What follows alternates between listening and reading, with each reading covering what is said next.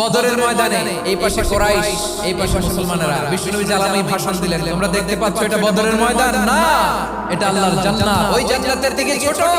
বিশ্বনবীর কথা শোনা মাত্র সাইয়েদনা উমাইর ইবনে হামাম বললেন বাহ বাহ, মানে চমৎকার। বিশ্বনবী বললেন মা ইয়াহমিলুকা আলা কওলিকা বাহ বাহ ইয়া উমাইর, আমার এই কথা শুনে তুমি কেন বললা বাহ বাহ?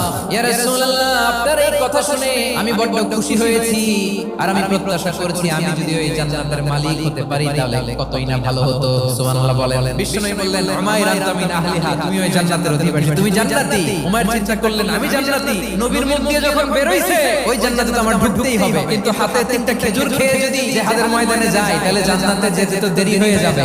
এই চিন্তা আসা মাত্রই খেজুর তিনটাকে তিনি ছুঁড়ে মারলেন, তলোয়ার বের করে আল্লাহু আকবার বলে বদরের ময়দানে ঝাঁপিয়ে পড়লেন। আল্লাহর শত্রুদেরকে কচু কাটা করে এক পর্যায়ে শাহাদাতের সুধা পেয়ে নিজেও জান্নাতি হয়ে গেলেন। সুবহানাল্লাহ।